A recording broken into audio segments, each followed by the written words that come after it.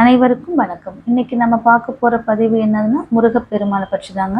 இந்த கலியுகத்துல கடவுள் முருகன் நாம் கூப்பிட்ட உடனேயே நம்முடைய குரலுக்கு செவி சாய்க்க வேண்டும், நம்முடைய கஷ்டங்கள் தீர்க்க வேண்டும், நம்முடைய பிரச்சனைகள் சீர்கரம் தீர்த்து வைத்து நாம் நிம்மதியாக வாழ வேண்டும் என்றால் அந்த இறைவனுக்கு நாம் எதை நெய்வேத்தியமாக வைக்க வேண்டும்? முதல்ல முருகப்பெருமான் வழிபாடு சில பேர் வளர்பிறை சஷ்டியில மேற்கொள்வாங்க, தேய்பிறை சஷ்டியில மேற்கொள்வாங்க, சில பேர் செவ்வாய்க்கிழமையில மேற்கொள்வாங்க, சில பேர் தினமும் முருகப்பெருமான வழிபாடு செய்வதும் உண்டு. அந்த மாதிரி நம்ம முருகப்பெருமான வழிபாடு செய்யும் போது நம்முடைய வேண்டுதல்கள் சீக்கிரம் நிறைவேறும் என்றால் நம்முடைய பொருளை இல்லை நமக்கு சொந்தமான ஒரு பொருளை முருகனுக்கு நெய்வேத்தியமாக வைக்க வேண்டும். இந்த உலகத்துல நமக்கு சொந்தமானது எது? பூ, பழம், பஞ்சாமிர்தம் இன்னும் விதவிதமான நம் சமைத்த பலகாரங்கள், இதெல்லாம் நமக்கு சொந்தமானதா? இப்படி பணம் கொடுத்து வாங்கக்கூடிய பொருட்கள் நமக்கு சொந்தமா? நிச்சயம் கிடையாது. கடையிலிருந்து பணம் கொடுத்து எதை வாங்கி வைத்தாலும் அது நம்முடையது அல்ல.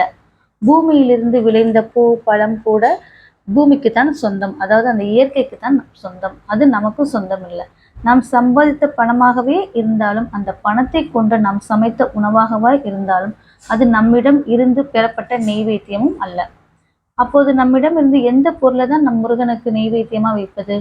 காசு கொடுத்து வாங்கக்கூடாது, நம்ம வீட்டில் சமைச்சாலும் அது நமது இல்லை அப்படின்னா நம்ம என்னதான் முருகனுக்கு நெய்வேத்தியமா வைக்கிறது அப்படின்ற சந்தேகம் உங்களுக்கு வரும். 2 விஷயங்கள் இருக்கு. ஒன்று, உண்மையான பக்தி. நம்பிக்கையோடு உங்கள் பக்தியை இறக்கி அவன் பாதங்கள்ல வைங்க. முருகனை நினைத்து உங்கள் உள்ளம் உருகும் போது உங்களுக்கு ஒரு சந்தோஷம் வரும். ஒரு மனசுல நமக்கே அறியாம ஒரு சந்தோஷம், கண்ணில் 2 சொட்டு ஆனந்த கண்ணீர் கூட வரும். அதுதாங்க உண்மையான பக்தி.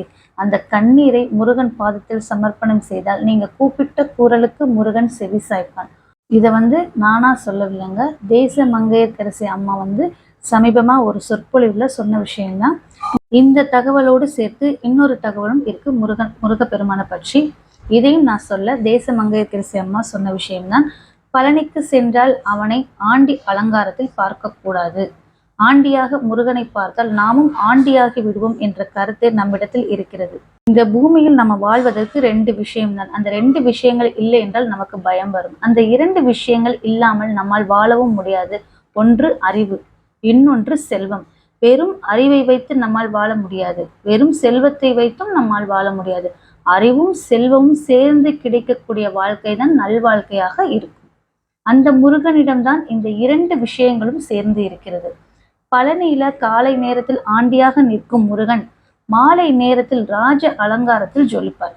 ஆண்டியாக இருக்கும் ஏழை கூட என்னை பார்த்து தரிசனம் செய்தால் அவன் கூடிய விரைவில் ராஜாவாக மாறுவான் என்பதுதான் இதற்குரிய அர்த்தம். முருகனுக்கு இன்னொரு பெயர் இருக்கிறது, அதுதான் பண்டாரம். பண்டாரம் என்ற தமிழ் வார்த்தையை இன்றும் நாம் தவறான அர்த்தத்தில் புரிந்து கொள்கிறோம். பண்டாரம் என்றால் ஒன்றுமே இல்லாதவன் என்று அர்த்தம் இருக்கிறது. அந்த முருகப்பெருமான் இதற்கான தூய தமிழில் உண்மையான அர்த்தத்தை பார்த்தால் செல்வத்தை குவித்து வைத்திருப்பவன், அந்த பழனி முருகன் என்ற அர்த்தத்தை குறிக்கின்றது. உங்களுக்கு எதுவுமே இல்லையா, பழனி முருகப்பெருமானிடம் போய் கேளுங்கள். அவனிடம் ஆண்டியாக சென்றால் கூட அரசனாகி விடலாம். ஆண்டியாக நிற்கும் கோலத்தை பார்த்து கேளுங்கள், என்னுடைய வாழ்க்கை ராஜாவை போல மாற வேண்டும் என்று. கூடிய சீக்கிரத்தில் உங்களுக்கான ராஜ வாழ்க்கை உங்களை தேடி வரும். இனிமேல் பழனி முருகனை ஆண்டியாக பார்த்தால் நாமும் ஆண்டியாகி விடுவோம் என்ற தவறான கருத்தை உங்களுடைய மனதில் இருந்து மாற்றிக்கொள்ளுங்கள். முருகப்பெருமானை தூய அன்போடு மன நிறைவோடு வழிபாடு செய்பவர்கள் என்றுமே கைவிடப்பட்டதில்லை. இதோடு மட்டுமல்ல, திருமண தடை நீக்கும் முருகர் பதிகமும் இருக்கு. இதற்கு முருகப்பெருமான் வள்ளி தெய்வானையுடன் சேர்ந்து இருக்கக்கூடிய படம் ஒன்று வீட்டில் வாங்கி வச்சுக்கோங்க. இந்த வழிபாட்டை 48 நாட்கள் தொடர்ந்து செய்யணும். முருகப்பெருமானின் படத்தை வாங்கி அதை சுத்தம் செய்து மஞ்சள் குங்குமம் வைத்து, வள்ளி தெய்வானை அம்மையருக்கும் மஞ்சள் குங்குமம் வைத்து, அவர்களுக்கு முன்பாக ஒரு தாம்பூல தட்டை எடுத்து அதில் துவரம்பருப்பை பரப்பி அதற்குள் 6 அகல் விளக்கு வட்ட வடிவில் வைக்கணும். தீபம் அனைத்தும் உள்புறம் பார்த்தவாறு தான் இருக்கணும், வெளிப்புறம் பார்க்க மாதிரி வச்சிடாதீங்க. அப்புறம் வடக்கு பார்த்தவாறு அமர்ந்து கொண்டு முருகப்பெருமானின் திருச்செந்தூர் திருப்புகழ் என்னும் நூலில் இருந்து திருமண தடை விலகுவதற்குரிய பதிகம் 6 முறை படிக்கணும். இப்படி தொடர்ச்சியாக 48 நாட்கள் அசைவம் சாப்பிடாமல் இந்த தீபம் ஏற்றி வைத்து இந்த பதிகத்தை படிப்பவர்களுக்கு திருமணத்தில் இருக்கக்கூடிய எப்பேற்பட்ட தடையும் விலகும். விரைவில் திருமணம் கைகூடும். திருமண தடை உள்ள நபர்கள் தான் இந்த வழிபாட்டை மேற்கொள்ள வேண்டும். அப்பொழுதுதான் விரைவிலேயே பலன் கிடைக்கும். அப்படி அவர்கள் செய்ய இயலாத பட்சத்தில் அவர்களுடைய பெற்றோர்கள் இந்த வழிபாட்டை செய்யலாம். திருமணம் நடைபெற்ற பிறகு பழமுதிர்ச்சோலை சென்று முருகனுக்கு பாலபிஷேகம் செய்வதாக சங்கல்பம் எடுத்துக்கொண்டால் விரைவிலேயே நல்ல பலன் கிடைக்கும்.